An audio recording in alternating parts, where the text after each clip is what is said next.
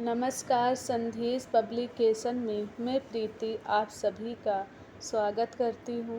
नई दिल्ली 22 मई 2024 को साहित्य अकादमी के प्रतिष्ठित कार्यक्रम कवि संध्या में प्रख्यात ओडिया कवयित्री आदरणीय प्रतिभा सप्तपथी ने अपनी कविताएं और रचना प्रक्रिया साझा की।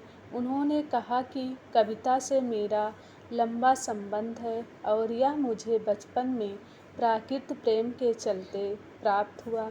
आगे चलकर सरला दास जैसे अनेक वरिष्ठ लेखकों को पढ़कर मैंने अपनी काव्य यात्रा को हमेशा परिष्कृत किया। मेरी कविता में मेरे सच्चे अनुभव, सुख दुख और समाज की विकृत सच्चाइयाँ प्रतिबिंबित होती हैं। मेरी कविताएं मानो शब्दों में व्यक्त आंसू की बूंदें हैं।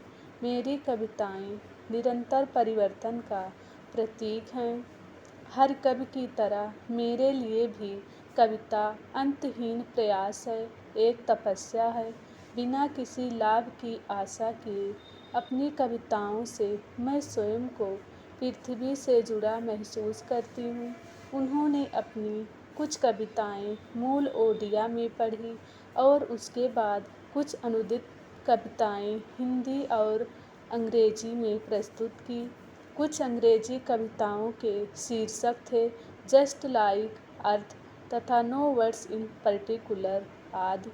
आदरणीय प्रतिभा सप्तपथी का जन्म 27 नवंबर 1945 में सत्यभामापुर, कटक, उड़ीसा में हुआ। ओडिया भाषा की विख्यात साहित्यकार, कवयित्री, अनुवादक और संपादिका प्रतिभा जी ओडिया में पीएचडी किया। 2001 में उनकी कविता संग्रह तन्मय धूल के लिए साहित्य अकादमी पुरस्कार से सम्मानित किया गया। वे 40 से अधिक वर्षों से ओडिया में कविता लिख रही हैं। प्रतिभा जी अंग्रेजी के लेखकों परलेस बक जैसे कई प्रसिद्ध अंग्रेजी साहित्यिक कृतियों का ओडिया भाषा में अनुवाद किया है। उन्होंने ओडिया भाषा में लिखी अपनी कई पुस्तकों का स्वयं हिंदी में अनुवाद किया है।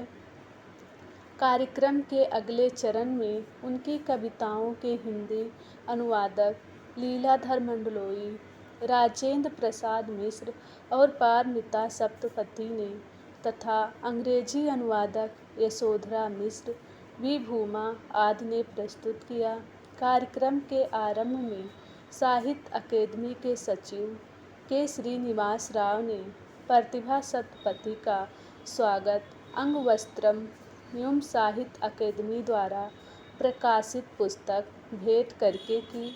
कार्यक्रम में कई महत्वपूर्ण हिंदी ओडिया लेखक, अनुवादक लीलाधर मंडलोई, सुरेश ऋतुपर्ण, दिव्यक रमेश, ग्रीश्वर मिश्र, लक्ष्मी कण्वन, सुनमयी सप्तपथी आदि उपस्थित थे।